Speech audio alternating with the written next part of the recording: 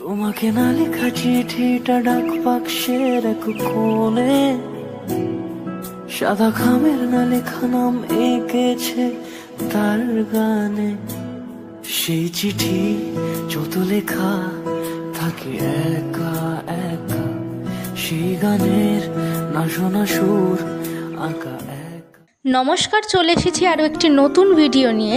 আমাদের গল্পগুলো চ্যানেলে আপনাদের স্বাগত জানাই। ভিডিওর প্রথম অংশটুকু দেখে হয়তো বুঝেই গেছেন আমাদের আজকের গন্তব্য।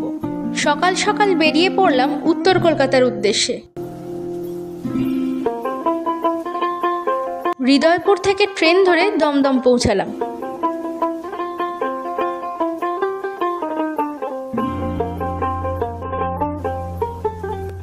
লম্বা এক দীর্ঘ লাইনে অপেক্ষা করার পর পেলাম মেট্রোর টিকিট। এরপর দমদম মেট্রো স্টেশন থেকে চলে এলাম শ্যামবাজার মেট্রো স্টেশন।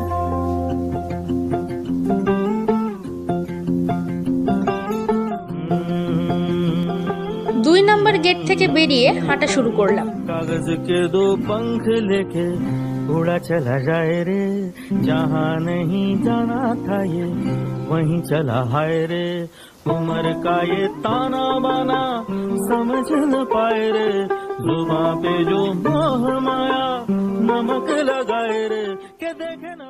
হাঁটতে হাঁটতে চোখে পড়লো শ্যামবাজারের ঐতিহ্য পাঁচ মাথার মোড়। শ্যামবাজার পাঁচ মাথার মোড় থেকে দেশবন্ধু পার্কের রাস্তা ধরে গিয়ে নীলাম্বর মুখার্জি স্ট্রিট ধরে সোজা চলে যেতে হবে। এছাড়াও যদি চিনতে সমস্যা হয়, এই পাঁচ মাথার মোড়ে এসে যে কোনো ব্যক্তিকে জিজ্ঞেস করলে তারাই পথ নির্দেশ করে দেবে।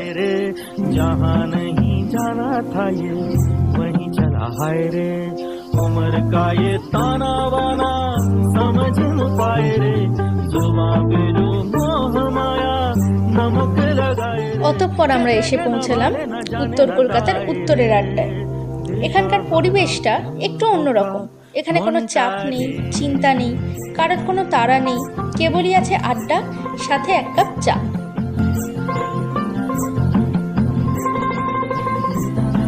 এছাড়াও দেওয়ালে আঁকা অপূর্ব সুন্দর চিত্র নিয়ে তো কিছু বলার অবকাশই রাখে না।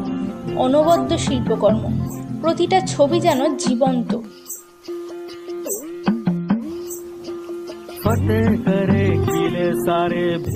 এখানকার আশেপাশের এই রঙিন পরিবেশে মন ভালো হতে বাধ্য।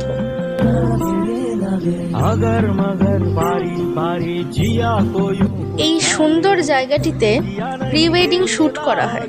এছাড়াও এই জায়গাটি সরস্বতী পুজোর সময় অন্য রকম ভাবে সেজে ওঠে। অনেক বড় করে এখানে সরস্বতী পুজো করা হয়। আর এই ছোট আড্ডা ঘরের মাঝে একটা ছোট্ট লাইব্রেরিও আছে। বলা বাহুল্য দেওয়াল লাইব্রেরি আছে, অনেক রকমের বই আছে এবং পত্রিকা সজ্জিত আছে। ইচ্ছে হলে এখান থেকে কেউ বই নিয়ে পড়তেই পারে, তবে যথাস্থানে সেই বই রেখে দিতে হবে। আমাদের ভিডিওগুলো যদি ভালো লেগে থাকে তাহলে লাইক, কমেন্ট, শেয়ার করে আমাদের পাশে থাকবেন, এবং যারা যারা এখনো সাবস্ক্রাইব করেননি তারা সাবস্ক্রাইব করে বেল আইকনটি প্রেস করে দেবেন। আজকের মতো টাটা।